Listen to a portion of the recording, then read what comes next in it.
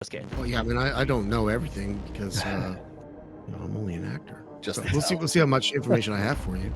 You're a lot more closer to the inner circle than what we are, that's for sure. Yeah. But what I mean, begrudgingly, it seems like they don't like I said, I'm kept at an arm's length. I think it maybe is because of the betrayal. I don't know what it is.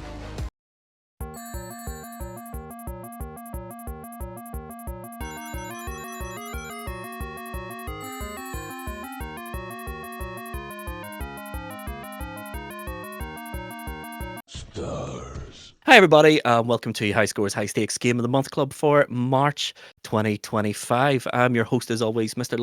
Luvva, and joining me is my co-host. Good evening, Luvva. How are we doing this fine day? It is a really nice day. It is a really nice day.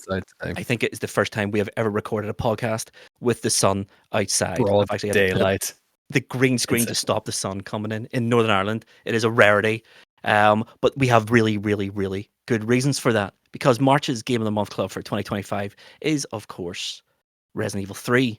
And we thought to ourselves, who better to have on as a guest, an expert, if you will, but Evan Sabba, aka the OG Brad Vickers.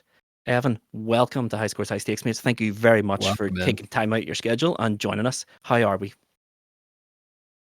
I'm good. How are you guys? Good? Are we good? We're good. We're Salute to you. Welcome on in. Welcome on in. Welcome on in, everybody. I say that usually on my stream, so I guess I'm doing things by route. Sorry. It's your stream. Go ahead. You welcome on everybody in. Oh boy. But yes, Evan is obviously the original voice actor for Brad. And what a performance it was. What a character he is. One of the most complicated characters in the original trilogy of Resident Evil, I think. Yeah. I'm repeatedly told that I gave the best of all the performances. Everyone thought my performance was the best of all the actors. That's what I was told. I don't know if I believe it though. It's in lore now, so it is. It's in lore. It's on the internet. It's now on podcast lore, High Scores High Stakes lore as well. So Evan Sabba is the GOAT. Well, you know what? Here the thing is I was told that, and in all seriousness, I was told that everybody gave their performances that they gave it. And Catherine Disher is amazing, so there's always that. But everyone gave the performances they gave, but they were all very much relatively kind of controlled. Yeah. But I was a young actor then. And when I first started when you first get there into the gig, this is like past the audition. But when on the day when it started, I walk in to the studio. They greet you. There were two Japanese producers, probably the producers of the game, and then of course the voice casting director and all that stuff. And so when you walk in, they talk to you a bit, and they showed me a whole bunch of pictures. They showed me some video. They showed me pictures. So at least the first half hour of this whole thing was just me getting educated as to what I was about to do. And me being the young actor, I saw this as like, oh, for God's sakes, that's quite the monster. Like I got to see sketches of Nemesis first, right?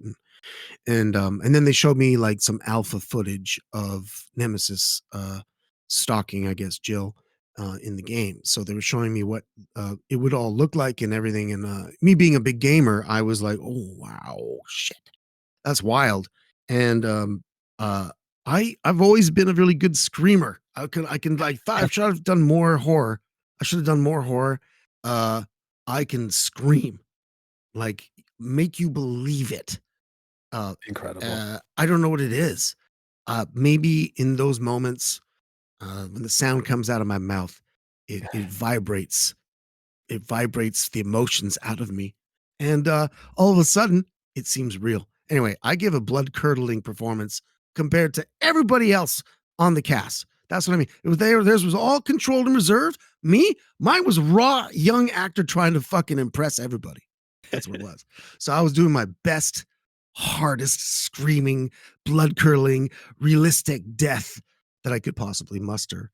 And they fucking loved it. They loved it. They loved it. Right? Yeah. And they loved it to the point where they were like, they did make me work it several times. I had to I lost my voice that day.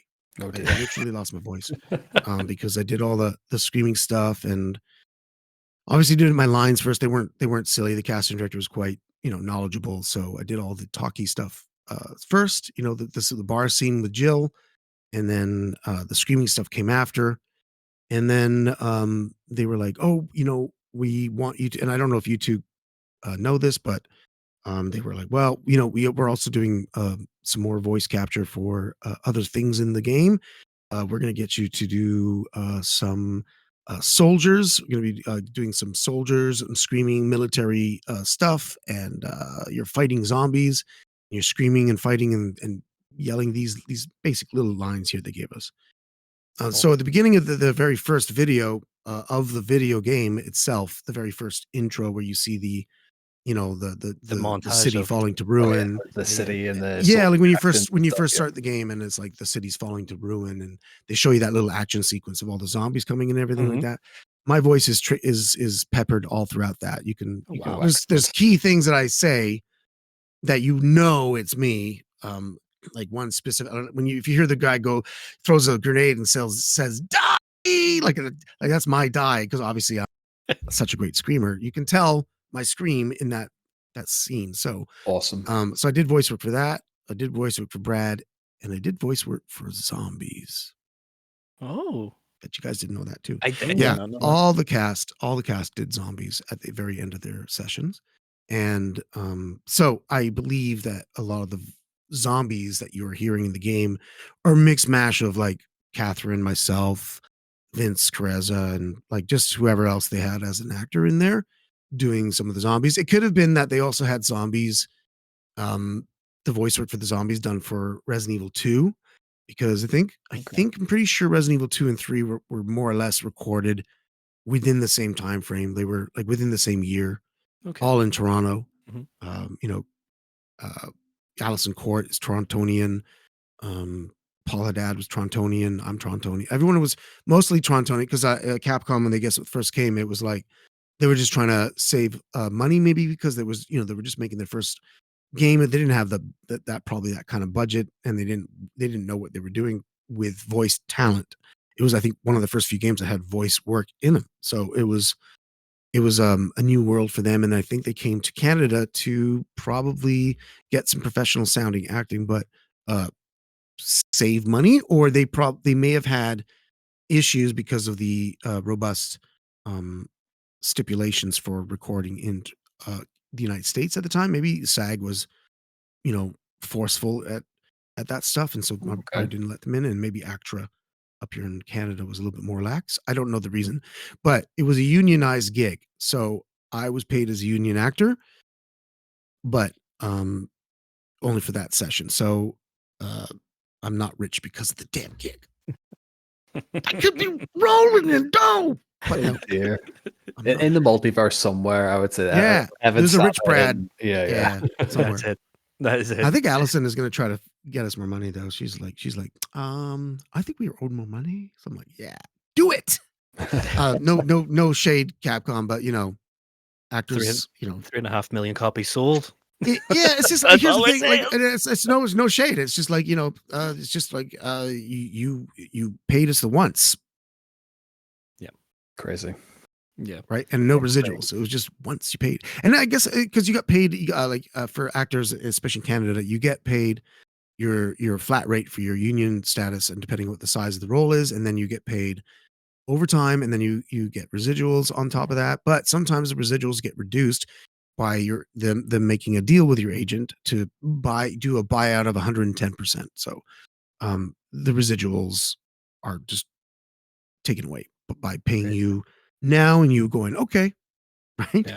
So no idea of the success and the magnitude of the video game when it came out.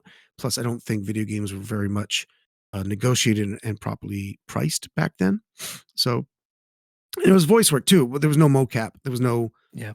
body mocap stuff. So it was all voice work stuff, and definitely cheaper for them to Yeah. produce. But um, that was basically the gig. Just coming in there. Was that your question even? It was a little bit, but I do have Eh, another question for you though. that's Just what I one. said. Like, that's my brain. I'm old now, so like my brain just starts to wander. That is. I have It's another true. question for you though. Yeah. So for the longest while, there has been this Mm. rumor that Brad Vickers was going to have a completion sort of bonus, which was a short mercenary style game mode where you control Brad Vickers through his part of the story, getting chased by the Nemesis up until the police station. My question is that real? Is that rumor true? And did you record any lines for it?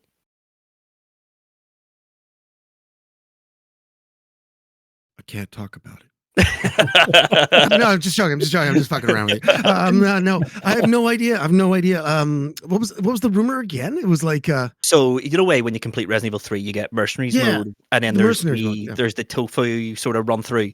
The Oh rumor yeah, is yeah, yeah, yeah. there Okay. was one of those little game modes for Brad Vickers where you control Yeah. Brad from getting chased from the Nessus up until the police station. And I don't know Well, how true it is. It gets mentioned everywhere. Brad Vickers was meant to have his own campaign, effectively. yeah, I think the real rumor, I'm not sure if that's the rumor, but the one I'm aware of is that Brad Vickers was supposed to be Carlos. Yes. That Oh, okay. Carlos was not a character Yep. in the game. In fact, it was supposed to be Brad. And you know, if we take Carlos's new fro as any indication, it is interesting that the old Carlos has kind of similar-ish hair, hair to Brad. Yeah. You know what I Yeah. mean? Like, it's like, I mean, in terms of like the polygons, Hmm. Yeah. it's not it's not redone. So it's like you could theoretically slip on Brad's skin onto Carlos Yep. Okay. theoretically, and then it'd be okay. You could. Um, you know what I mean? Because they more or less have Hmm. similar shapes to them. Hmm. Like, I would Yeah. almost wonder if they're almost identical, like in a way, like just the polygons. I would like to see the polygon makeup. Obviously, the costume may be adding slight differences, but it is interesting. The hair is they're both kind of like Yeah. up, up and around, Up and up and back. back. Yeah, like a Right. weird Okay. sort of quiff Yeah, style. yeah. So that's what I heard. I heard that Brad was supposed to be the other character Yeah. to Jill's adventure, and but I think it was last minute they kind of changed it. I don't know if it was how last minute can it be I mean, Exactly. when That's they it. had Resident Evil 2 come out first with um Brad as a zombie as yep. a cameo as like a Cameo hidden onto the stairs. feature where Leon and Claire come and steal his locker key and take his leather jacket and his motorcycle. I mean, you guys didn't think about that, did you? It's not Leon's fucking jacket. It's canon now. It's canon now. It's like, well, I mean, like, think about it. Like, this is all put our critical thinking on. Finds a key in my pocket He when does. I'm dead, goes to my locker and pulls out my badass leather jacket with the Brad skull on the back. And then everyone thinks it's Leon's jacket. And Leon's the coolest cop in the precinct. Coolest all of a guy at sudden. that point. Yeah, listen, Brad trained Leon how to fight, and then he goes and steals his jacket afterwards and his motorcycle. Terrible. I'm just saying that's, to me, that's critical thinking. That's just observation. Whether or not they intended to do that, they messed up, and that's just the way I see it. Leon takes Brad. That's Brad's cool jacket. Okay, Leon can't even drive a motorcycle. Please stop it. Right? Oh, Fucking amazing. stop it. Brad flies a helicopter. Stop. Okay, It's incredible. it's his motorcycle. It's his Right. leather jacket. Leon is not cool. Brad flies a fucking helicopter. He's cool, man.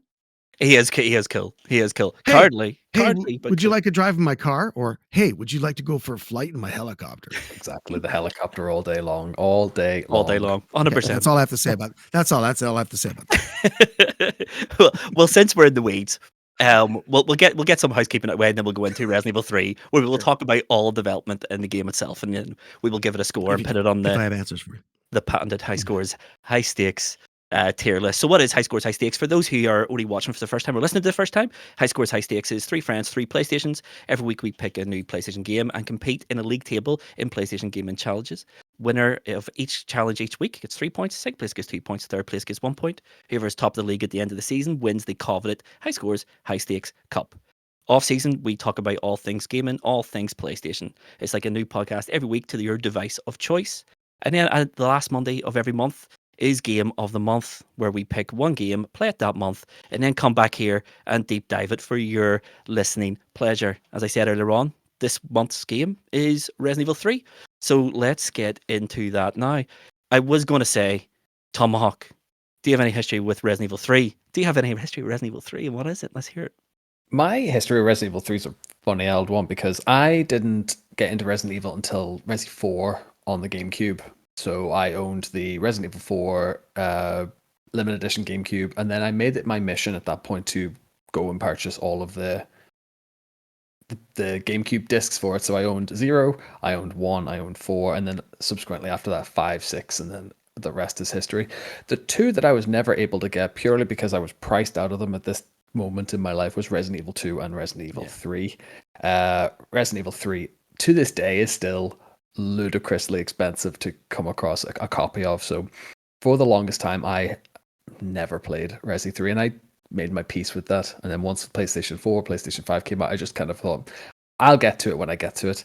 And then they made a big old lovely remake of 2 and 3. So I was very late to the Resident Evil 3 party as such, but I believe that Resi 3 on the GameCube is the best way to play the game as such in terms of a port.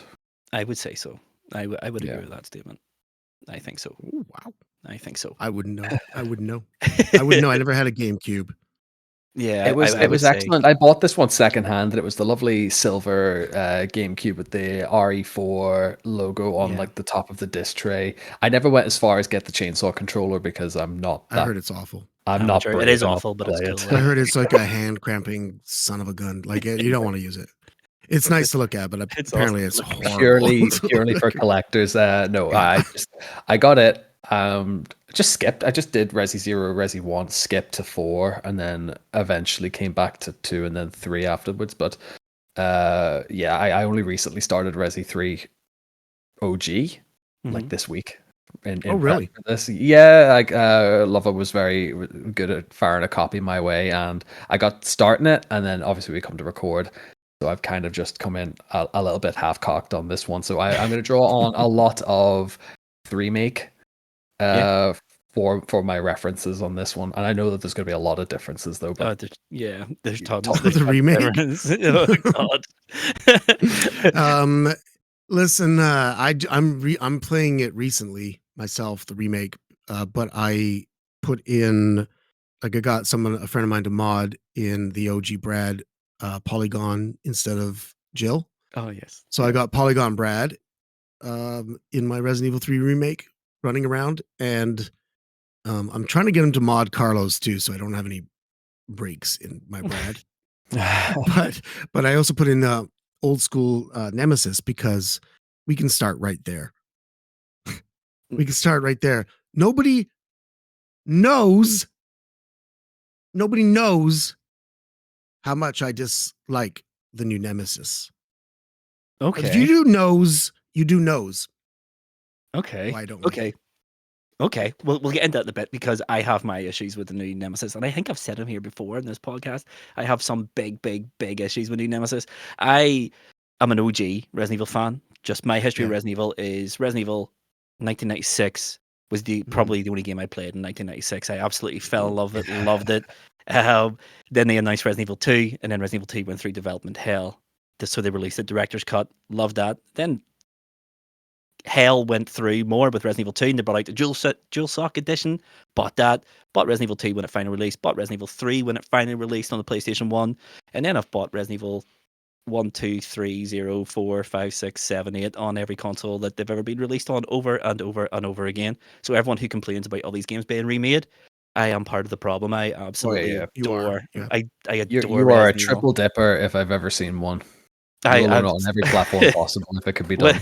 When it comes to Resident Evil 2 and 3, I've owned it on PlayStation 1, I've owned it on Dreamcast, I've owned it on PC, I've owned it on GameCube, I've owned it on Xbox, I've owned it on PlayStation 3, PlayStation Vita, PlayStation Portable, the whole heap. If it's ever been released on it, I've probably bought it. I absolutely adore the original Resident Evil. You like Resident Evil? I has shares in Capcom if it were possible as well. I would do. I absolutely adore Resident Evil. It's probably my favorite. It's a toss between that and Street Fighter for my favorite franchise of all time. Okay. So it is. Not me. Not mine. It's not mine. It's not mine. But that's because I grew up much older. I'm much older than you guys. Video games to me is like, Joust,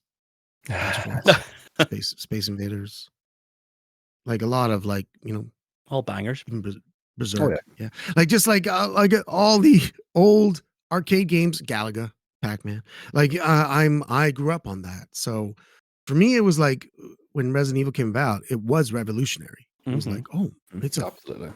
fucking story. Yeah. With actors acting lines. So it was a whole new sort of evolution of video gaming. But it is not my favorite gaming franchise because I don't have one. Just that's it.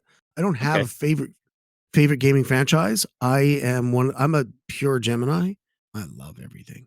But recently, I've really quite expanded my Resident Evil collection, and I went as far as to, go and find old copies and the whole point about outpricing there, Tom, being outpriced on your whole gaming experience there. You're buying an antique. Yeah. Yeah. You're buying an antique. And people keep shitting on the costs of games that have been around for a long time. It's not often that you go to the Antique Roadshow and things get shit on. Like, oh, fuck me, that's just too expensive. 1600s. That's it.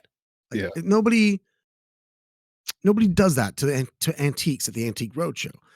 When you're looking at a video game on antique plastic that somehow is still running, or it's mint, or it's sealed up, or it's like 25 years old, you get out price because of the rarity of the item. Like, it's just not around. People threw out into the garbage their video games. Yeah, no, absolutely. It's lunacy to think. Right? So they threw them out in the garbage, and we are left with what we are left with, and they are 25 years old. Why do you think you're paying $150 fucking dollars for it? Yeah. Am I allowed to swear on this thing? We don't usually, but we'll just mark us as explicit. If I'll just watch my mouth, then I'll watch my mouth. Sorry. I'm really feeling potty today, so it's maybe the 8 hours. It's all good. So sorry about that. But I just think if you want to pay for an antique, pay for the antique. Stop complaining about it, because you weren't around, you didn't buy it, you haven't cared for it this long. The person who's cared for it gets to set the price. Yeah, because they are the custodian of it. Oh yeah. And and like games getting remastered left, right, and center. So don't worry, the prices of those things will come down.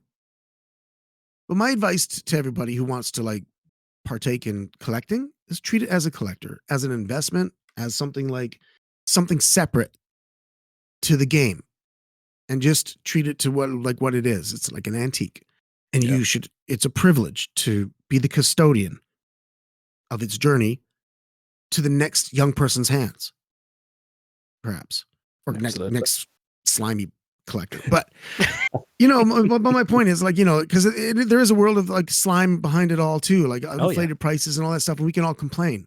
I bought my Resident Evil 3 just 2 years ago. Okay. Cost me over $100. Yeah. Oh, wow. Okay. But yeah, I mean, that's why whoa?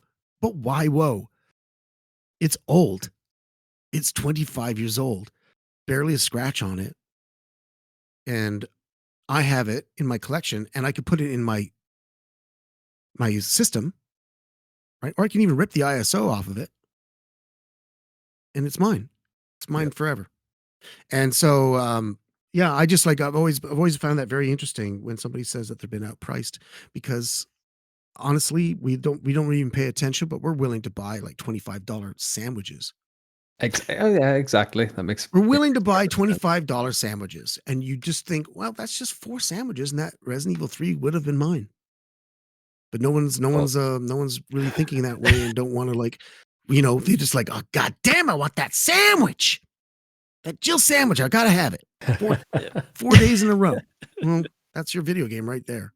We just don't think about it. We don't think about it. So that's all I'm saying is that would be my advocate. No shade on you, Tom. She is. I found it a very interesting thing that you said. That's all, because it came up recently, and I've had a discussion about it recently with people. I think Yeah, at the SME time I piece. was working part-time job, so money would have been very scarce. I think at that point, when I was first Always, of course. petitioned for it, but now I'm a full-grown adult and can do whatever I want with my money. So Well, as long as the Resi wife 3 is says going in yes. my basket now. Oh yeah, unless the wife approves it. Yeah. Yeah, If it makes and you feel any better.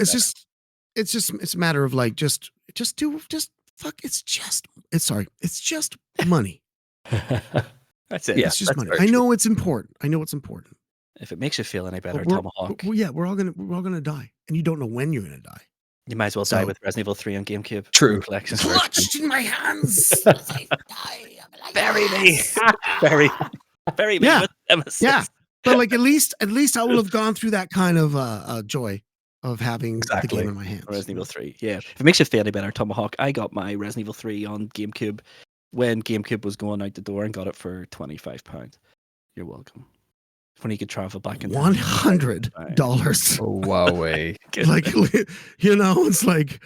it's like is it even in great condition? It's okay, but it's not Looks in alright, perfect yeah. condition. That looks good. But it plays. The important thing is it plays. And That's that's the main thing. As long as it plays. And speaking of plans, let's talk about Yes, our go ahead. experiences of playing Resident Evil 3. Let's review this game. Let's deep dive it. Before we do that, let's talk about the development of this game, because the development of this game is an absolute minefield of misinformation, misinterpreted information, and information of whether or not, I don't know if it's true. Some of the stuff I'm going to tell here, I hugely doubt the validity of it, but it makes a nice story. So Resident Evil 3 Nemesis, originally called Resident Evil 1.9/2.1, because it was always intended to be a side story. They began developing it in October 1998, which is important for the story because we have Resident Evil 3 and we have Resident Evil Code Veronica, who were also being developed at exactly the same time as this. Resident Evil Code Veronica often gets called the real Resident Evil 3. That is not true. Resident Evil 3 was originally meant to be a PlayStation 2 launch title or early launch window title, but apparently Sony said to Capcom, no, we're not going to give you any development kits pre-release. So they panicked and went, well, we owe Sony a third mainline title. So 1.9/2.1 became Resident Evil 3 Nemesis, and it's like, we'll just release it on the PlayStation just to fill some money into the coffers and, make money for Resident Evil 3, which is now going to be called Resident Evil 4. And it's a good thing it did that, because Resident Evil 4's development was a nightmare. This seems to be the running theme with Capcom in the mid-90s to the mid-2000s, where every game they develop is an absolute disaster after disaster after disaster. I mean they got a good track record coming up. I mean, they're still doing the same thing. I mean, I would argue Capcom have always had a really strong suite of games that reviewed really well. I mean, Resident Evil 1, at the time of its release, was the highest rated PlayStation game.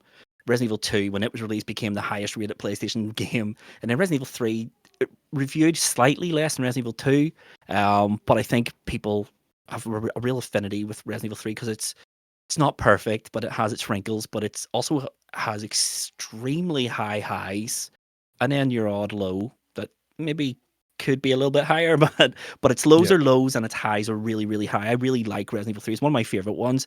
But yeah, Resident Evil 3, Resident Evil 3 Nemesis, Code Veronica are kind of linked to one another. Capcom originally showed screenshots and a really short video of Code Veronica in September 98. So Code Veronica was always intended for Sega fans, because Capcom had to cancel the Resident Evil 2 port to the Saturn because the Saturn was unable to run it. So they announced Code Veronica, and in 1998, Sega were winding up the Dreamcast production, and they wanted Sega fans to go, listen, we have this for you. And they showed this really interesting video of Code Veronica, and it was Claire Redfield getting chased down a corridor and through a building by a unknown enemy. It was a stalker enemy. So Code Veronica was originally meant to have a Nemesis type enemy, but because of the thing with the PlayStation 2, they were like, okay, we need to do something here. So they stripped the stalker enemy from Code Veronica, plunked it into Resident Evil 1.9/2.1, and it became Resident Evil 3 Nemesis. So that's where the Nemesis sort of idea came from. It was an idea that we're pushing for the next generation of consoles with the Dreamcast.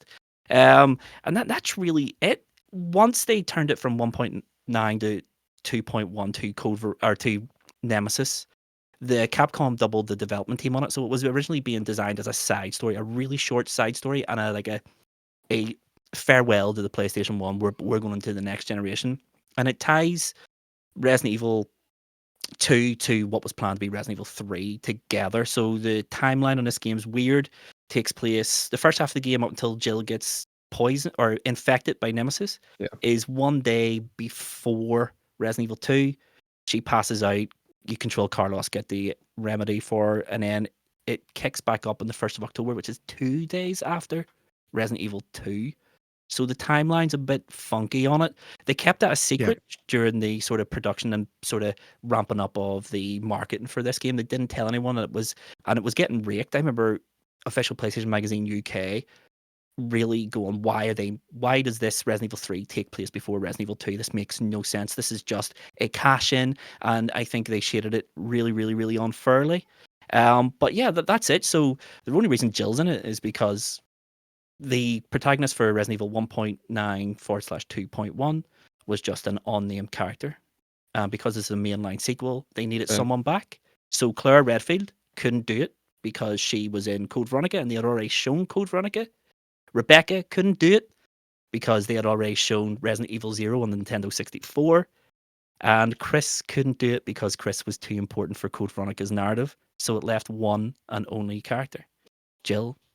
And that's the only reason why Jill is the main character in Nemesis. So it is. But yeah, they released this game really, really late on over here. In Europe, got sort of shafted with this. We got Dino Crisis 1st of July 1999. And they were worried about, Mikami was worried about overloading the fans with clone games and games that are really similar and said, let's leave this for as late as possible we can in the fiscal year. So we got Resident Evil 3 Nemesis on the PlayStation 1, February 21st, 2000. Really, really, really late on. Wow. Okay. A month before the PlayStation 2 launched. 1 month. But it sold really well. Tail end of the life cycle. But I suppose really even then, people are still going to own a PlayStation 1 anyway. People aren't going to jump. It's going to be. It's quick. always the same. It's always the same thing as any new console. There's gonna be people, Tom, who don't have the money. Exactly. They're working part-time jobs. They can't afford the new system yet. Man, I can't tell you how many times I had to stare at the bloody PS3. Walking by it every day on the posters. Like the posters, and my girlfriend's like trying to get put my head back, and I'm like looking at the posters. I'm like, talk to me. I'm like, PlayStation 3, I can't get it yet. And when I got it finally, it was because it was kind of half gifted to me by my ex and my own money, and it was a big effort. But I know the feeling of not being able to get the latest console. I was gifted my PS5 too. Like I didn't, you know what I mean? Like I can't afford my own things. It seems like so. I feel that, and sometimes people were left out. But so I imagine it sold really well because people weren't really ready to dish out. How much was the PS2 when it launched? The PS2 was almost $300. Was it? Yeah, $299.99. It was over here. It was really expensive. Yeah, it's I think it was really expensive for a games console, but it was also the cheapest DVD player you could buy. Because I remember. Well, that was a whole new thing. Yeah, it was definitely that was a reason to own it. That was actually a reason I bought masterful move. Masterful move. Yeah. Yeah. Really, really instead smart. Of CD. Yeah. Yeah. Incredible. Yeah. But that is the development of Resident Evil. It was a mess. It was, it was originally, it released 1 year after. 1 year after in the US and Japan after Resident Evil 2, about 16 months after over here. They finished it early, believe it or not. It was an unprecedented Capcom move and finishing it early. So that's when we got the sort of mercenaries mode. This is the first game that featured mercenaries mode. You can only control 3 characters. It was Carlos, Nikolov, and Mikhail. And it was a really, really short mode, but it had everything that we come to expect from mercenaries mode now. So it did a lot of good stuff. It innovated quite a lot. A lot of people hammer this game. I know official PlayStation Magazine seem to have a real thing against this game. They still give it an 8 out of 10, may I add, but they didn't like a lot of the stuff about it. The formula was done. The formula was very stale. We've had so many games like this now. Please move on, Capcom, etc., etc., etc. I disagree with a lot of that. I really like how do they even say that? It was the first one that had the stalker in it. Yeah, I know, and it wasn't the only. I mean, there was Mr. X, right? I guess X is a stalker too, isn't he? Yeah, but he only appears in the B scenarios in Resident Evil 2. So you have to do the base scenario for him, and he'll appear in different places and stuff like that. And his section in that game is really short as well. Whereas this was proper stalker, where he was a omnipresent threat all the throughout time the in that entire game. game. And you just don't know when he was going to show up again. If you just like kept messing up and going backtrack, and you didn't know why you were doing it, all of a sudden he would show up, and you're like, "What?" Yeah, it's random. So the fear of the randomness was incredible. Yeah, the randomness is one of the big innovations that you brought into this. There's a lot of randomization in this game. So weapons will change place. I think when you go into the Raccoon City PD, the STARS office, you open that locker, it's a 50% chance you're going to get a grenade launcher or a magnum. Lots of weapons do that. Ammo rotates around randomly. You have gunpowders that will appear randomly, enemies that will randomly appear and randomly generate as you walk into a room, all that sort of stuff. Everything. There's so much randomization in this game.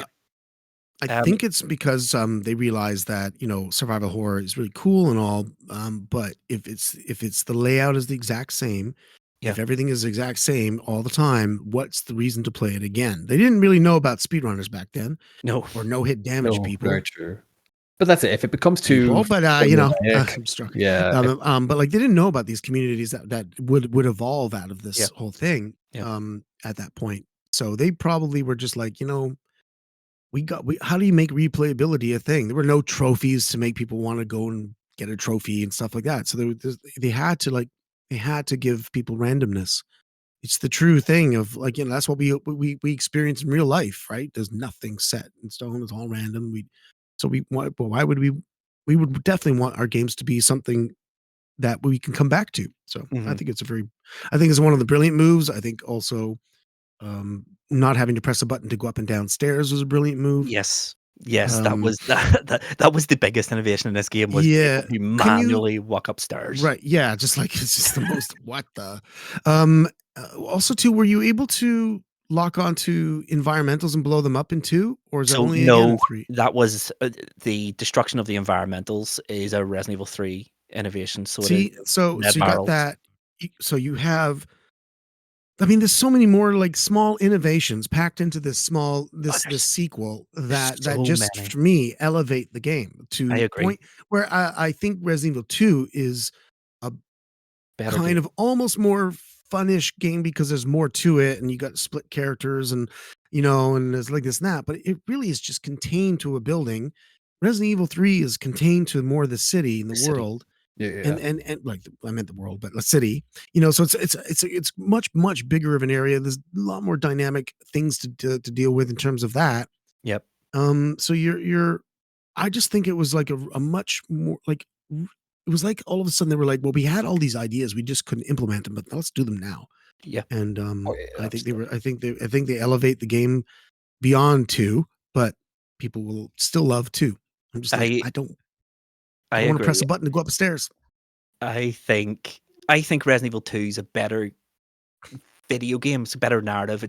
I prefer Resident Evil 3. I think Resident Evil 3 way tighter developed, way tighter design. Everything seems really logical, and I think all the stuff they added, when you go back to Resident Evil 2 after playing Resident Evil 3, you miss a lot of it. Like there is no 180 quick turn in Resident Evil 3. There is no, or Resident Evil 3, there's no dodge button. The quick selection, is that what they're called? Now. The live selection as well, whenever Nemesis comes in and you have to pick between 2 things, and then it gives you that split second, and then Nemesis starts running at you. I love that. I also love the way Mikami was smart enough to know people may not choose between either one of them because they're frozen with fear, I think was the hope. And quick a decision. It's a real snap decision. Well, isn't that like, wasn't like almost like the first quick time event? Yeah, essentially, yeah, pretty much. But they were smart enough to know maybe people will freeze with fear and they don't know what to do, so they'll do nothing. And there is make the wrong choice. There is parts of this game where if you choose nothing, then you'll get like a little bonus scene. There's one with Brad and Jill in the cafe near the start of the game. If you choose nothing, then there's a little, Carlos and Jill, sorry, not Brad, Carlos. They'll have like a little couple of lines of dialogue, and then Nemesis bursts around the corner, mills you, and then you can fight them together. It's just, there's so many. Oh no, that happens. There. Oh no, that's also part of Brad. You didn't know that? I hope you did. Brad will say 2 different variations of lines depending on what you depending on where you see him first. Yeah. No. No, depending on whether or not you help kill the zombie that's trying to get him or not. I did not know that. Yeah, so in the beginning, try this out next time you're playing, Chris. I always help. When you when you go into the bar, Mhm. Jill helps the zombie die or don't do anything. And depending upon those, Brad will come out with 2 different lines. Okay. Okay. 'Cause That's it's a lot You because didn't know. That's awesome. No, it's Yeah, a you lot didn't because know that. as That's a great. player. Yeah. As a It's player, you're literally helping him inclined- with the zombie or not. Like if you let him deal with the zombie on his own, the line I think has to do with the police. The way they're not he trained for says this. something about the police. I think so. Or not, maybe not the police, but like it's more if you don't help him, he's more like the world's coming to an end, right? Like Okay, like yep. what's nothing, like we're doomed kind of idea. Like that behind. I just can't remember the exact 2 different lines, but Yeah. you can look him up on Google right now. There is 2 different lines he says.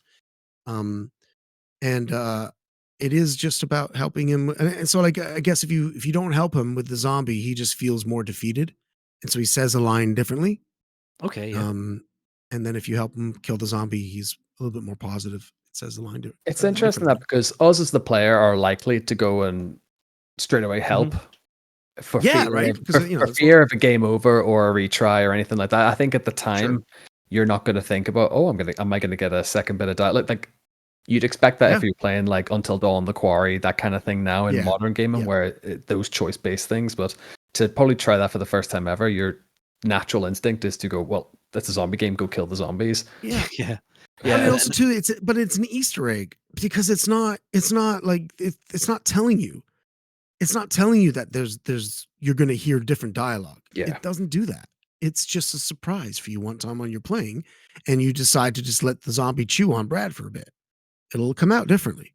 So that to me, that was like super cool that even I got to have an RNG sort, not really an RNG, just more like a choice delivery of lines. And it just again just makes the game slightly change ever so slightly. Yeah. That's it too. Yeah, and that's a big theme of it. Everything changes it just ever so slightly. I know there's some things are determined about where you meet characters for the first time.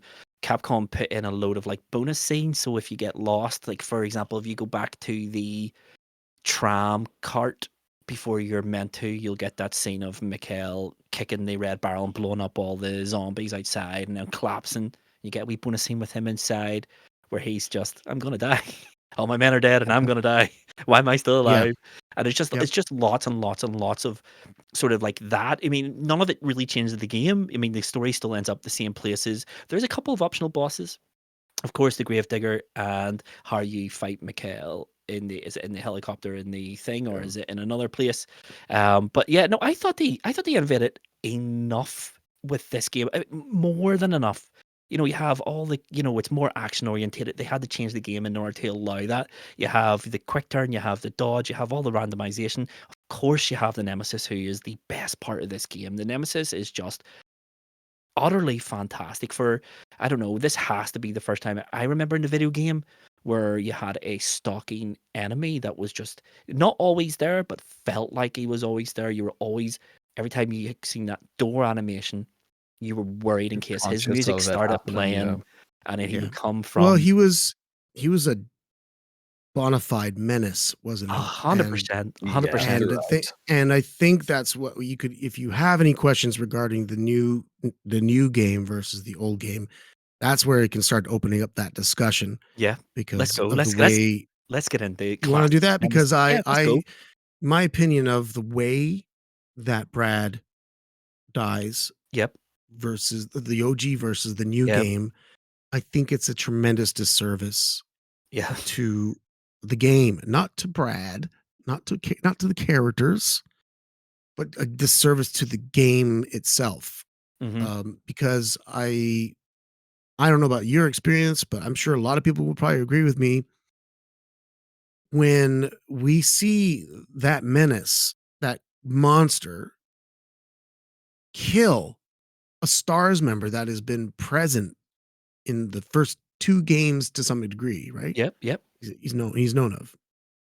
He doesn't really get seen until this 3rd game, but um, that he just utterly ruthlessly just kills Mhm. Brad in front of Jill, Yeah. in front of her. People don't even realize how much of a character impetus it would be to Jill, who watched her friend get Yep. murdered Yeah. by a monster to want revenge. Yep. I Like, agree. I And and then in and the and, and remake, the so way they that do it was so revenge element bizarre. has been stolen from Jill. Mhm. The utter shock was stolen from the players, and the utter fear from the players was taken away from them. In that respect of dealing with something that cannot be killed, or at least we think so anyway, because look how easily Brad got killed. Yeah. Aye. You know, and so you're always looking over your shoulder in the game. You're always like, if he puts his fucking hand on my if he puts his hand on my face, I'm dead. I'm dead. Yep. I'm just dead.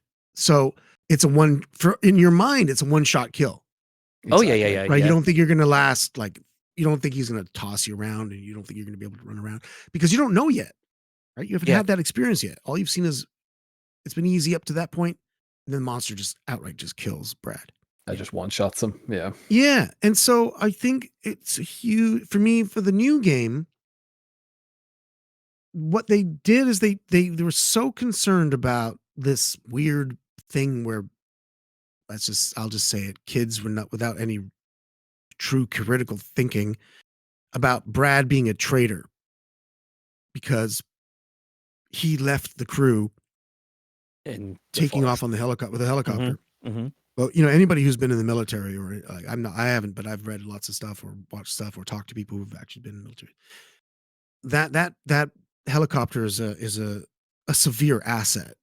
It's probably more important than almost anybody on the team to Yeah. some degree. Not saying an inanimate object is more important than a human being. Mhm. I'm saying that particular inanimate object could be responsible to rescue far more people in a town that is falling apart. Yep. Mhm. And I think it was Brad's quick thinking to save the helicopter, it is his prime directive. The bird is his responsibility. And when you've trained and you know Chris and Jill and the team, you know them, you know how capable they are. You don't think of it as I'm abandoning them. Hell no. I'm leaving Chris and Jill. Good luck. Good luck. I just left you with Chris and Jill. Good luck. Because he's so confident that the team is so strong, but mainly the only thing that he's really concerned about is the helicopter. And so what does he do? He flies up, and then he almost uses up all the fuel and risking his own life, flying around searching for them. And at the end of the day, throws him down a rocket launcher at the Yeah. the most important time. Brad is the hero at the most important time. Gives Yeah. them the tool necessary to remain alive, and then flies him out of there. yeah. While it goes So up. why all the hate? Why all the hate? Also, to just, as a point of like a construct for the story, there would be no story, there would be no game if Brad did not leave them there. Leave them. So Yeah. so like, but I guess they listened to all that hate that Brad was getting Yeah. for the wrong reasons, as far as I'm concerned, and they had to like sort of fix it, and Yeah. by making him sacrifice himself, like as if he didn't sacrifice himself already in the OG game. Because in the OG game, I believe that in my mind that may have been the third encounter with Nemesis for Brad. Kind Yes. of why he's Yeah. kind of because why he's so beaten up. he's had one already just before the cafe, the bar, because he says, Yeah. there's that, he's coming for us, and The he's thing is going to chasing right. us. Yeah. That's right. So- So he's I feel like in my opinion, when he comes into the courtyard for the RPD, he's not expecting Jill to be there. No, No. He thinks he's leading the monster away from all of his friends. He thinks he's going to the RPD because he knows about the rocket propelled grenade in there. Yep. He knows he's going there for the ammo. Jill is a complete surprise. It fucking scares the fuck him that he brought, like he's there, and it may have been like, oh my god, yes, Jill, but also he knows it's right behind him is the monster, which means he's also maybe going to get Jill killed. Yeah. So he's already, in my opinion, sacrificed himself, and she gets a chance to run away. But the new one was like they really wanted him to get punished, redeem himself. Yeah. Redeem himself. I really thought that was important. But first of all, they denied us a new engine, the new engine, Death of Brad, which could have been spectacular. Would have been incredible with the animation. absolutely. Holy God, it would have been. They could have done something even more magnificent. They didn't have to do the tentacle going through the face. They could have made it less grotesque. Yep. Because I don't know if that was the issue, right? Like I don't know if they were like, oh, we can't have death that way. But the thing that bugged me was that they didn't get the animation of the death scene, and then more importantly, afterwards, when you play Carlos, he says, I'm going to kill this fucker. Yep. Excuse my language again. That's directly from the game. Yeah. And I found that bloody offensive. I understand that Carlos doesn't know who he is. It's even when, but it's just you like meet it's Brad. that character. You don't need to say that word when you're dealing with that character. He's a cherished character, right? Some people do really like Brad.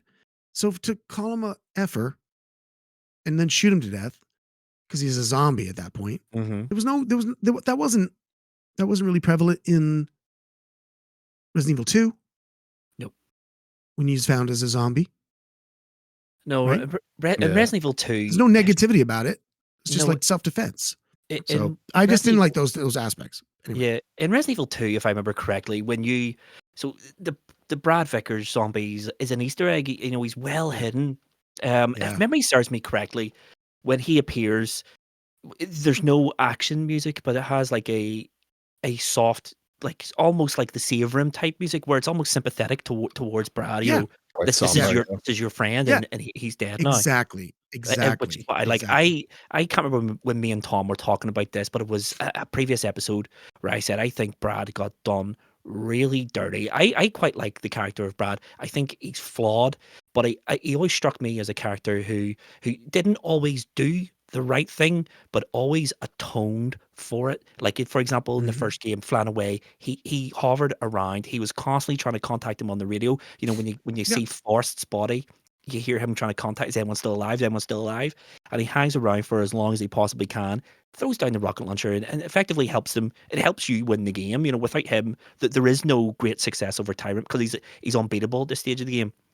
And then in Resident Evil 3 Remake, the way they kill him is, I get what they were going for. They were trying to sort of replicate the Kendo death from the original Resident Evil 2, I think, where he's just at a door with all these zombies. It felt like they did him really dirty. He's much more an important character than to be killed by a regular zombie. Well, give the man his due. Give him a Nemesis death. Yeah, that's what I said. 100% is that I think they robbed the gamers in the game because of the fact that it really diminished the fear. And people, say, "Oh, Nemesis didn't kill anybody in the remake." Yeah, he didn't. No, he doesn't. No, he's very unsuccessful in the new game. He's very unsuccessful. Way to spend all that money on a bioweapon that can't do shit. That can't kill them. To fly him from Europe to fly him from Europe. He comes from Umbrella Europe. That's where he comes from. Does he really? Oh my god. The Nemesis team. Like, I mean, he's one of the most ineffective pieces of bioweapon in the new game. Yeah, right? I think in the OG game, he's quite effective. So. Oh, he's hugely effective. You know, he runs through other zombies. He can kill other enemies by running through them, by swiping and all this here sort of business. He's a proper threat in the first game. In the first game, I think I was saying this to you, Tom, last week when I was sort of playing through it, where every time he appears and you have to fight him, it is It is Oh, it's hard. dread. He Full dread, yeah. he is Yeah. in the original game. He's far more capable than Jill is. He can move faster. He's got more Yeah. energy. He hits harder. You know, just everything about him. He's just incredibly smart. His AI is extremely good in the original Yeah. games. Where Massively. I've been playing through it. The fight in the train, where that fight before you go to the clock tower.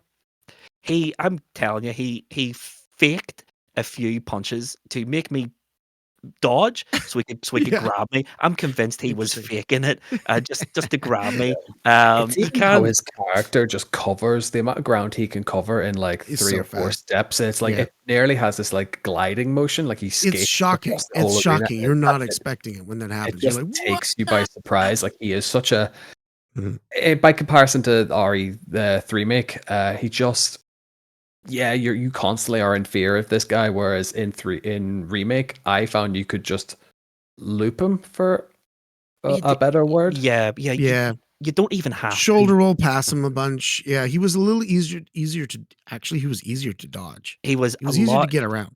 he was a lot easier to fight, in Yeah. a lot of occasions in Resident Evil 3, because Resident Evil 3, the remake he only appears in scripted sections. Yes, he Yeah. can hang about for a while, but his AI is so tightly the program Formulaic. is it's Yeah. he can't go. There's certain places where he can't go, but it always your combat encounters with him always come where you have an advantage over him. So there's electric Yeah. boxes on the ground, there's oil slicks on the ground where you can set fire to them. A grenade is enough in the new game to put him. A grenade is enough to put To him stun him, down. yeah. Yeah. He absolutely nerfed him. I think I said this. Also, yeah, you nerfed him, but also too, I want to ask you guys, what did you feel about the dog mode? I have said this before. Everyone, when it comes to the Nemesis, everyone remembers the 7'10" hulking dude with no lips. No one remembers the Nemesis transformations in the original game. In fact, he doesn't have a dog mode in the original game. He had that No, weird sort that's my of point. homunculus at the end, which I mean, some people have said no. At the end of the game, he's a dog. He's not. He's a blob of a Oh, and for the random. OG, yeah, Bio weapons, yeah. Yeah. He has the weird. Funny that you use the word homunculus. That's wild. Yeah. No, I know That's what the you name of mean. my Like leather. That's the name of my leather company.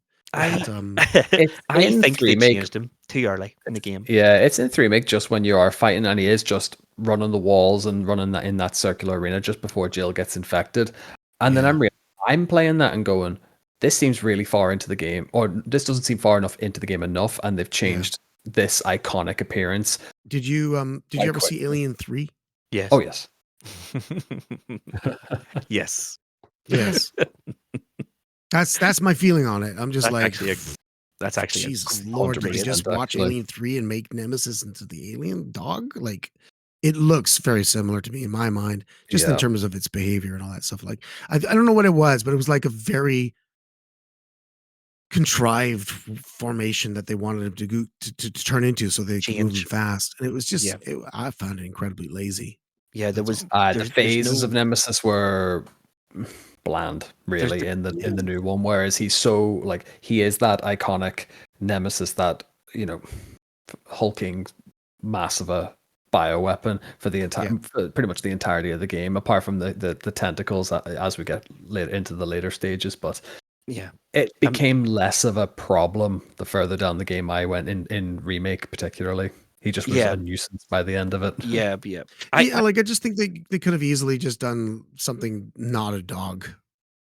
Anything Like him but a without his dog. shirt on and tentacles got everywhere would have been even much better. Yeah. Even still, like, Yeah. The thing that gets so me that's all I have to is say. the thing that gets me about the transformations of Nemesis and the remake is there's no lore reason behind any of it. There's no why is this man turned into a dog effectively which is what we're asking. Whereas in the original game, it's there's so much lore built in and around the Nemesis character. He does change throughout the game. He gets the tentacles, he loses the coat, he loses all that sort of stuff. But that coat that he's wearing, that jacket he's wearing, is a power restrictor, and it keeps him Contained. in that original form. And obviously, the more you fight him, the more damage that sustains until he eventually bursts out of it, and then that's when all the Yeah. transformations start happening. So it's just that Yeah. coat is designed to keep his virus in check. Effectively, there's no lore reason for why this man is suddenly a dog. It's 3 times the length of Well, the I mean, human. and also too, like I'm not trying to, crap on the designers and the people that made the new Nemesis, but I really don't like the design of the new Nemesis. I just don't like it. I'm gonna disagree with It's you. I like I, the you hulking do. I don't version. like I it do. because I don't like the nose. I Okay. want to punch it. I hate the nose. Fuck. Like, why does Nemesis have a nose? It doesn't, because I guess maybe he was part human. I guess beforehand, but it's so much more badass without the nose. In terms of my mind, it's just so like just like Oh you yeah, can't he does. smell. It's He just does so have a evil. nose. It's at a He does, it's so 45 evil. degree angle, but it's there. Yeah. Anyway, so I hate the nose. I hate the garbage bag that's on him because, like you said, the clothing that he's wearing beforehand, I always found it to be like incredibly tough pieces of leather or something that was just so much more armor looking than it was the plastic bag look. The plastic bag look, it's horrendous. It's also like how the F is that plastic not ripping? Yeah. As he And runs through his brick walls. who put all the caution stickers on it? As if you need a whole bunch of caution stickers on the damn thing. You don't fucking need, Scar. You don't need caution stickers on something that is looking like that. You just know to be cautious about careful this. around that. Anyway, and it was just, to me, it was just such a contrived design element that I was just like, oh my God, please. Like you like maybe if he was in transit being shipped in a box, you put the caution on the box. Yeah. But he's out of the box. Yeah. He's out of the box. He's in his just his clothing. Anyway, that's my funny. It was a Monday, maybe everything else was in the laundry. Anyway, people who love his design, everybody has their own flavors of things. Yeah. But I tell you, if I was to personally, it's just personal. I just think that the massive staples across the front, the evilness of taking away it, like no nose, like God, that means he's just even less human. He cares less about you and your stupid nose. You know what I mean? Maybe he's jealous. He's gonna tear it off of your face and put it on his nose. I like the design of the Nemesis, the hulking version of Nemesis in the remake. I think he looks appropriately menacing. He's huge. He dominates every scene he's in. I don't like the plastic bag look, but I do like the reveal of his face after the burning building where he just appears and his face is fully thing. Whereas in the original scene, he's sort of covered in the bag. You can't see anything. It's just this guy in a big leather jacket with the caution tape on him. But I hate the way he's introduced in the remake. I think that opening scene where don't get me wrong, it's really cool, but it is a cutscene that you have minimal interaction with. But whereas in the original Nemesis, outside the RPD, he comes in, he kills Brad, and then you're instantly, do you want to fight this thing or do you want to run? I mean, anyone who says I'm going to fight this thing is like maniac. But it built the original Resident Evil Nemesis builds the Nemesis as a major, major, major threat. He's just killed one of the most capable police officers in the city with literally one hand. What are you going to do about that? Whereas in this one, they tried to sort of force his strength by him bursting through a brick wall, which is really, really cool. But then Jill, with 2 bullets, I think, is able to stop him from killing her. She's able to get up off the ground, run through a door, and then pull a bookshelf, I think it is, on a door. And that she's shooting him point blank, so I understand. It's point blank to his head. So but maybe. The bookshelf stops him from coming through a door. Where 20 seconds earlier, he's run through a brick wall. I didn't notice it. I didn't notice that. That's really bad. Yeah. Wow. I think in Remake, it's very dynamic, I suppose you'd say. It has that first person mode, and then you kind of explore the apartment, and then as you go to leave, I get the shock factor. It's really cool. I'd play the whole game in first person, by the way. Oh, absolutely. If that was optional, I would. definitely. Yeah, I wish it was an option. I really wish it was. Different level. Is there a mod for that? I'm sure there is. I would say so. Bound to be. I'm sure there is. I'm a more of a first person shooter aficionado, so I would love that. Yeah, personally, I would play the full game. I think it'd be better. There's just I think so cool. I think in that opening scene, it's really cool looking the first time you see it, and then the second time, third time, fourth time, you're just holding up on a controller, and that's it. And it goes against, I get they're trying to build him as this big powerful being. It didn't need built. Everyone knows Nemesis. There's more than one way of skinning a cat. Having them run through a brick wall and then get stopped by a closed door, it created the opposite effect in my mind. Oh, this guy's really strong when angry, but easily confused, easily thwarted. And then the next scene, he's walking through concrete, and then fire stops him, and you're thinking, no. I just think they went about building the character all wrong in the game.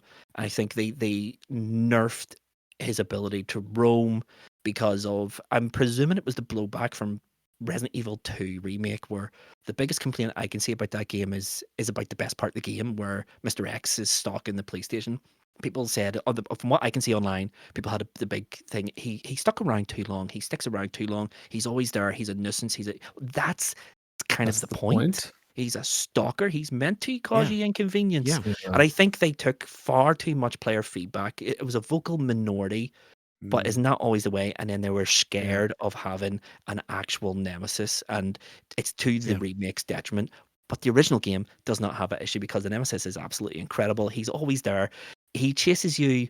I mean, don't get me wrong. There's when he's chasing you through doors, there's that restriction in the engine of, obviously, the doors do not go anywhere. So when you come in through a door, he cannot chase you until a camera transition happens, because they can't load him in. So that's why when you run through a door, there's this delay until the camera changes, and then you hear the stars, and then you hear the thud. and then he's just charging at you. The same way, like when we talked about Dino Crisis as well, it's like it's triggered so many steps beyond the camera transition that when you think that you're safe, you get that music cue. Yeah. And then that's when the panic ensues again. And I will say the score, the music for all the Nemesis fights, incredible. And it just is that level of frantic as well. Yeah, it just forces you to make snap decisions. So many. They may not necessarily be correct either, though, but so much of the music in this game is incredible. For my money, it has the best save room theme in this series. Are you talking about the OG or the new one? The OG. Oh, the OG. Oh, yeah. The save room music, and just in terms of, like, I think even Brad has his own theme. Like I have my own. Yeah, it's called Brad's theme. Brad's theme. It's Brad's theme. I think it is.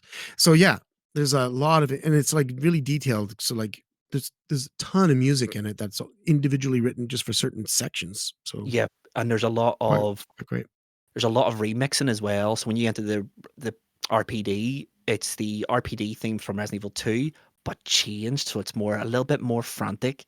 And they do that a lot. There's a lot of like reused assets, obviously, and there's reused music, but they do enough to change up. I think the music in this game is superb. I think it's really, really effective.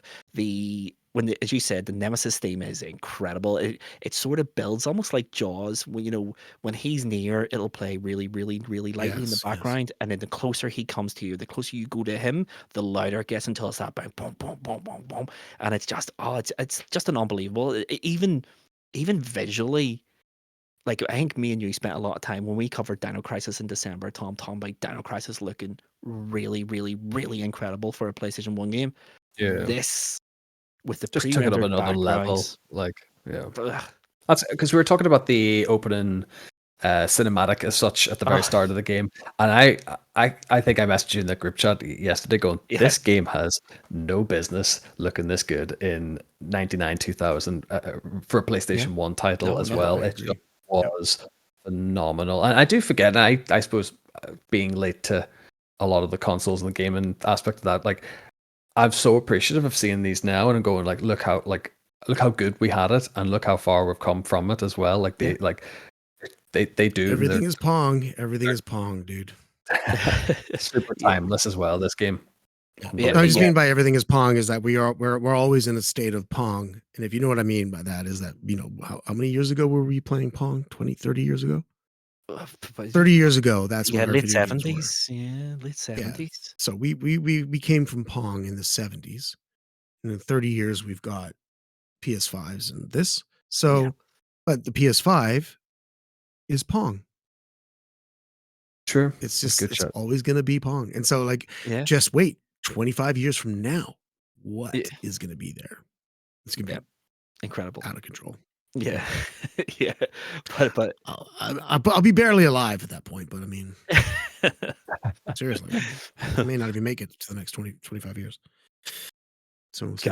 gotta stay positive. Yeah, playing but Resident Evil. we're in 25 war at this times, point. buddy. We're war times over here in The zombie Canada. apocalypse is I don't know coming. if you've ever heard. I don't know if you've heard or anything, but But yeah, one thing I also want to talk about when it comes to Resident Evil 3 is Yeah. we've kind of alluded to it and we've kind of like talked around it. The level design, like I get that it's meant to be like a Midwest American city. Doesn't look like a Midwest American city. It's all the way it's designed is quite clearly corridors and rooms. So the shops are rooms. It's all very superficially a city.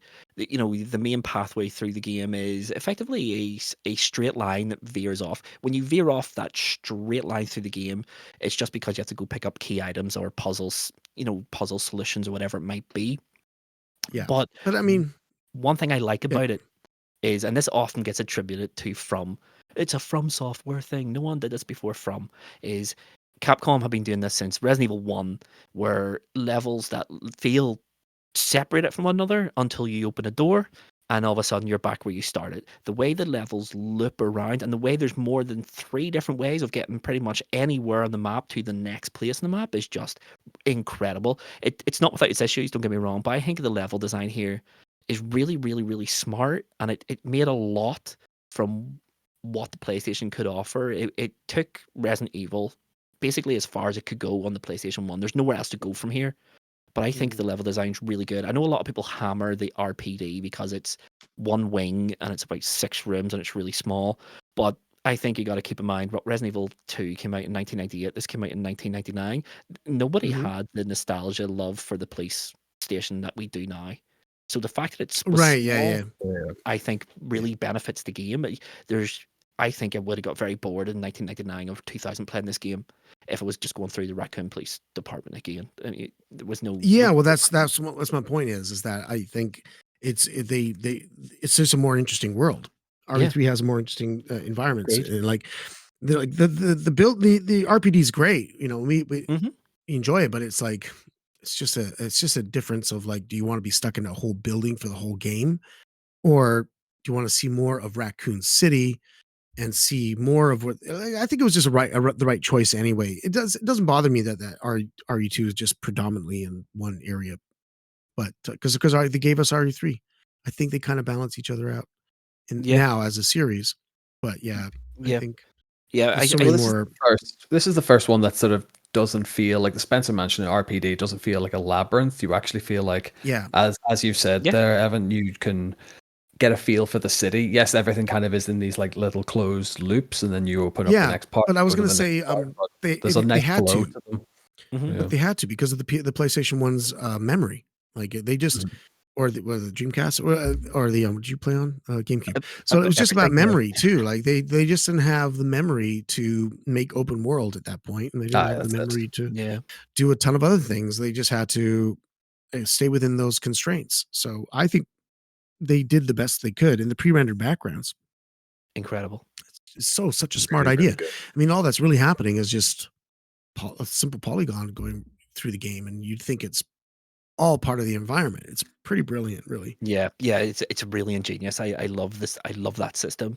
And it's remind me to tell you about the game that I'm going to be coming out soon. I mean, by next year at least. I'll tell you about that by the end of it. Okay. Yeah, 100%. But I think visual style of this game incredible. The best the series had looked up until this point. Code Veronica was right around the corner, of course, but up until this point, Resident Evil 3 looked the best. It sounded the best. I think the gameplay in this game is the best it's ever been. I like the fast paced, the fast paced action. I like the dodge button. Yeah. I like everything. I like being able to blow up the red barrels. It gives you options. If you just want to run, just run. Not without its fault. Zombies can turbo at you, and you can't avoid them, and things like that. Yeah. But it is what it is. I mean, the zombies could turbo in remake as well. It didn't break I it hate at the all. Gravedigger. I hate the Gravedigger. Let's He talk about seems to have my number. let's talk about the bad elements of this game, right? Number one, I know I praised it at the start. The randomization of the game is its strongest. I think when it comes to longevity and replayability, the randomization definitely adds most to this game than anything else. I think Capcom were aware this is a 4-hour game and we needed to bump up the difficulty, bump up the replayability, and that's where the randomization comes from. However, they went one step too far. Every single puzzle in this game has a minimum of 3 solutions, and that the game will just cycle through them. Oh dear. So And randomly. every puzzle is just a randomization mess. And the one puzzle, I don't know what you think's the worst puzzle in the game, Evan, but my worst puzzle in the game is in the clock Is tower. the water one? The clock. No. Oh, No, interesting. you know the one where you have like the The diamond. music?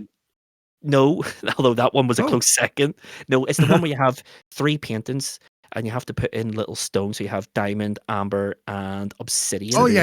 And it moves the clocks. puzzle. Now, every time you play that puzzle, those stones, it's a maths puzzle, but there's no, and it's the theme of all the puzzles. There's no explanation. They either explain the puzzle Not too not when much. you're playing it. No, they don't tell No. you shit. They don't tell you anything. There's some puzzles like the one in the park where you have to put the cogs in a certain order. It literally tells you Yeah. the solution on the next screen, but all the puzzles it tells you nothing. And it's just like solve it, and it's random. So good luck, mate. And I did. And I hate that puzzle. it's so hard. If you're like, it's hard though if you're a speedrunner.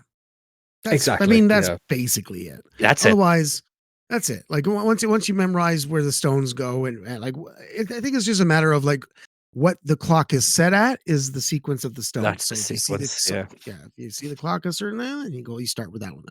Like so, like once you memorize it all, it's obviously easy. Yeah. But boy, when you first had it, when you start looking at it, you're like, What does this? I don't get it. Yeah, what am I? How does this Took work? Yes. hours. For my first playthrough, I'm sure. Ironically, but yeah. Ironically, the only puzzle I looked at and went, I know what this wants me to do. I just have no idea what to do. Is the water sample?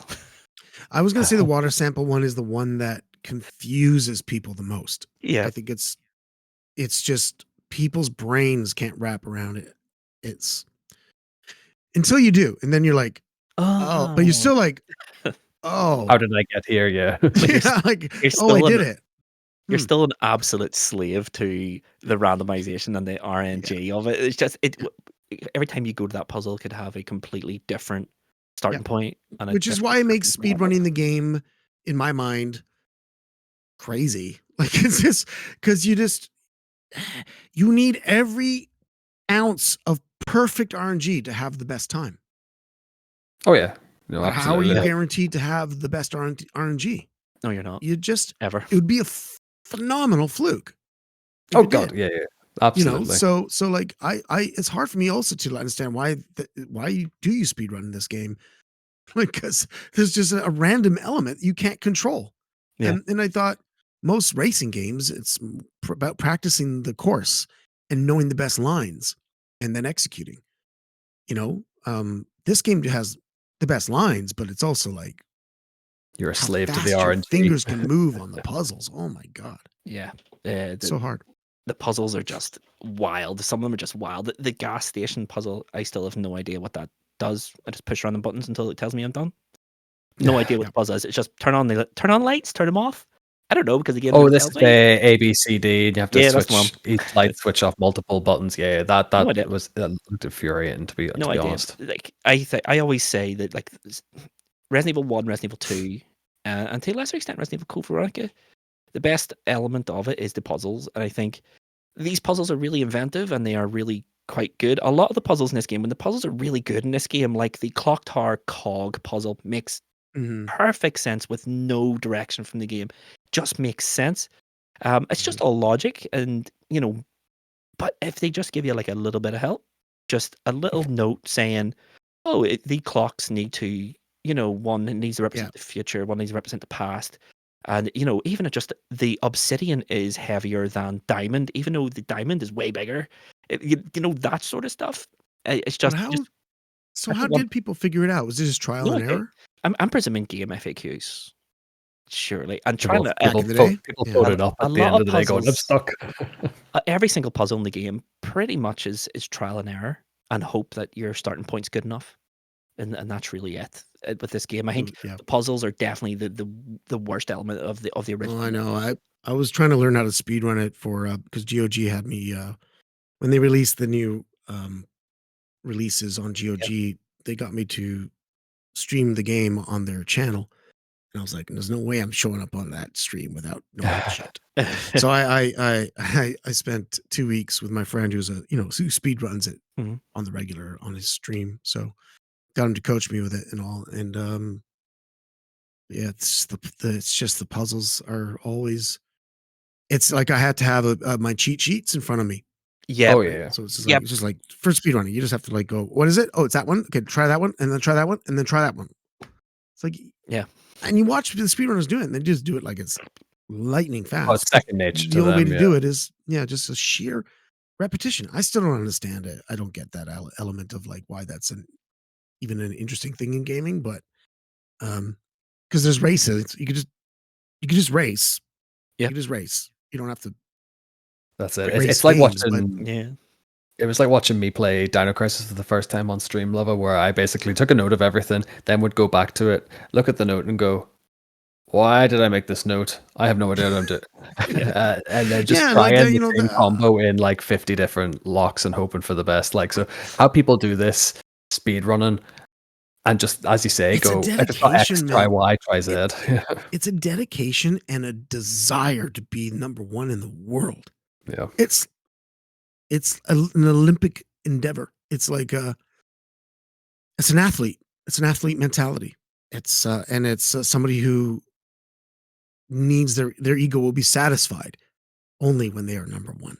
Yeah. It's fascinating. It's fascinating. That's it. It's the same thing with the same thing with trophies. It's like I don't I don't feel compelled by trophies, but when I get one, no, I mean it's all fun. It's like ding ding. You're like, oh, but like it's like, but people hunt them down like it's like their job, and I'm like, we've had plenty of guests on the podcast who are just platinum hunters, and how they have the time for it alone. That's my point. Where do you have the time to hunt these platinums? Because some of them are so ridiculous, and there are better things you could be doing with your life. Like they're put there to keep your attention on a game. They're just attention hogs. That's it. You don't get anything from them. It's literally just spend time on our game, please. Just spend time here and in front of a video game. And that's all it is. It's like to me anyway. I don't mind the platinum hunters. I make fun of them. They make fun of me all the time for not being a platinum hunter. Yeah. I'm like, I grew up in arcades, guys. I don't care. The high score is it. The high score is it. I didn't get it that week.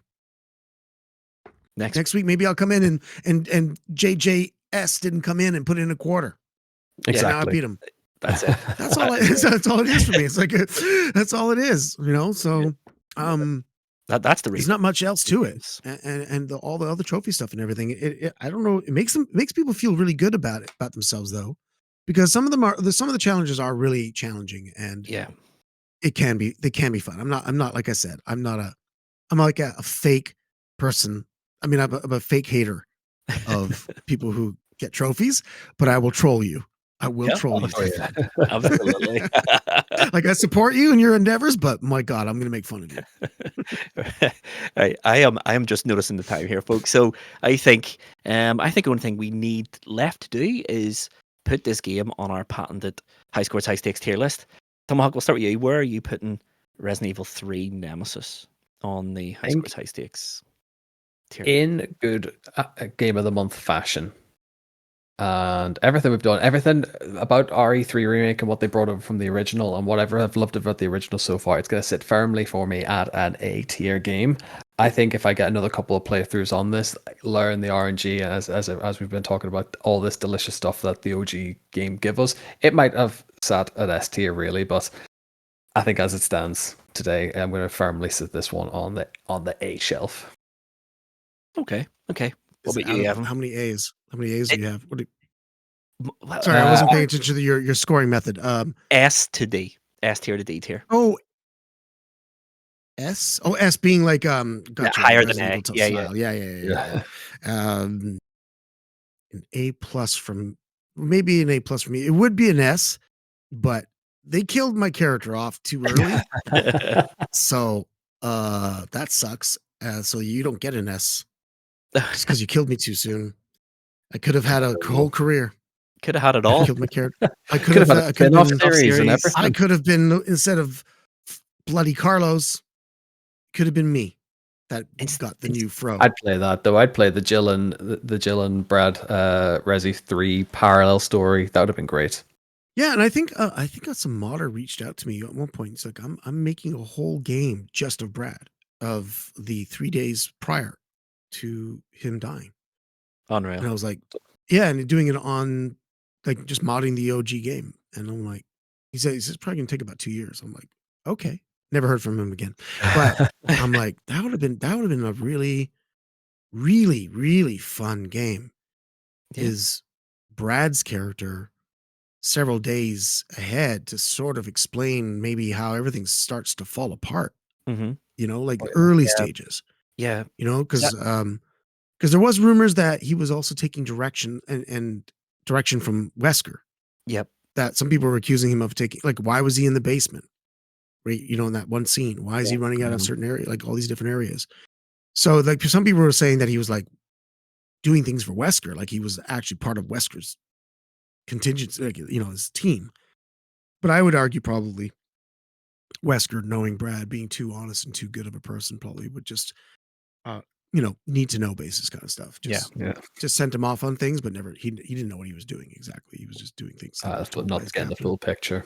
Yeah. You know what I mean? So yeah, that'd be interesting. Brad only thinks of he only thinks of flowers and helicopters. I think I'm going to go against the grain here, folks. I apologize. I am going to give Resident Evil 3 Nemesis an S tier. So I am. I think it's. I don't think it's. It's a funny one. I don't think it's as good as a game as Resident Evil 2. I like it better. I like it a lot more. I think there's a lot more innovation here. And I know it's a weird thing to say because Resident Evil 2 was hugely innovative as well. But I just like the innovations more in Resident Evil 3 than what I do in Resident Evil 2. I think they're both superb games.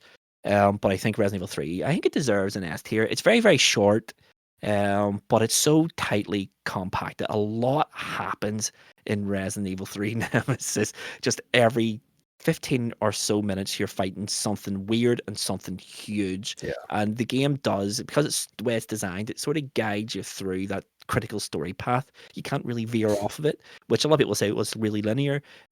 It just keeps the like movie sort of pacing going through. I really like Resident Evil 3 Nemesis. It's like how we talked about. I think the pacing is the real issue. Yeah, we talked about Resi 1 about how it's a perfectly designed map, whereas RE3, I think the map is perfectly designed to drive the narrative, and it is a really good like storytelling engine. I like to call, but yeah, I mean 2 different games, but yeah, brilliant. Yeah, brilliant collection. I love Nemesis. Nemesis is great. So yeah. I mean, I like to dabble in sculpting, and one day I plan on sculpting a small bust of him Nemesis with no nose. And speaking of no noses, I think we need to get to the wrap up section. So let's get there now. Stars. And that is it. Another episode all wrapped up. Resident Evil Nemesis is done. Draw a line under it. We'll probably never speak of it again. Probably will when we do Resident Evil 2 or something. So that's all that's left for me to do is say, if you're listening to this and you haven't given us a star rating, please give us 1 star to 5 star, whatever you think we deserve. Fire away. If you want to give us a written review, help yourself. That'd be brilliant. It feeds the algorithms and helps us out an awful lot. If you haven't told a friend or a family member about the podcast and you think they like it, do that now. Our algorithms say that 80% of you listen to this on your phone. Hit the share button and send it to whoever you think you might enjoy it or whoever might not enjoy it. And if 1 or so hours of high scores, high stakes isn't enough content for you for the week, get yourself to highscoreshighstakes.com and follow us everywhere you can on the internet to get lots and lots more content. And that is it. But Evan, thank you so much for taking time out of Super appreciated. your day No to worries, come and guys. speak Resident Evil 3 with us. It's been an absolute pleasure. Is there anything you would like to plug or get out there for everyone to know about? Absolutely. Yes. I'm coming out of retirement. No, I never was retired, but I'm very much a professional actor. I have an agent who lives in Toronto. So my agent is Rich Kaplan. If you guys ever need to, he's at Noble Kaplan Abrams. If you want to ever reach out, but I am going to be in a new game made by Malformation Games. It's being made by Malformation Games. It is on Steam to be wishlisted right now. It is called Ground Zero. Ground Zero. And it is going to be a game that very much resembles classic Resident Evil with pre-rendered backgrounds and tank controls and all the like, being made by an absolute like brilliant human being. So please give it a look and give it a wish list on Steam. If you are a classic Resident Evil fan, you will be really happy owning this game. It is going to be kind of more like a Resident Evil 2 with two leads in it, the girl and myself. So I don't want to spoil too much more, but it'll be more like a two characters. And if the game does really well, the DLC with me in it, as me as the lead character, will come out after. So, Incredible. but check it out, Ground Zero. Ground Yeah, Zero. we'll fire a link in the description below and Absolutely. everything for that as well. That's That's stellar stuff. Unbelievable. I think it's going to be a lot of fun. I already did the voice work. We're just waiting for it. It's going to be probably about next year. Hopefully we'll start hearing about it soon. Good stuff. Beautiful. It sounds amazing. Yeah, I just get had a quick look there. So Tormented Souls is the last. Tormented Souls? Yeah, it's okay. Pre-rendered backgrounds. I think you're going to like Ground Zero a lot because it has some creatures in it that you might like. Especially you might like some of the creatures in there. So definitely gonna deep dive this Yeah. later on. take a look. I mean, after we finish chatting, you can check it out and give it a wish list. And give it a wish list on Steam. There we go. We'll link the Steam page in the description below. Thank you. But anything else, Evan? At OG Brad Vickers on twitch.tv, of course. Oh yeah. Come to my Twitch. Come and watch me play video games. I still play video games all day, every day. Yeah. I'm not very good at them, but I can get through them. Somehow I got through. I did Halo 2 on hard. Okay. Oh wow. So you know, like I'm not. Credit I can there. do some gaming, but Not otherwise, an amateur. I am usually mocked profusely That's by my fellow streamers. They all make fun of me. That's great. I would expect nothing else from the Twitch.tv community. Yeah, bully Brad. Yeah, just bully that guy. If someone comes into your Twitch chat and it's nice to you, 99.9% of the time they're trying to sell you graphics. Let's be honest here. Or premium followers, just trolls. But yeah, I've nothing to plug except next Monday's episode. But yeah, no, I've been Mr. Love. This has been High Scores High Stakes Game of the Month Club. Thanks for watching. We'll see you on Monday. Love you all. Bye. Bye.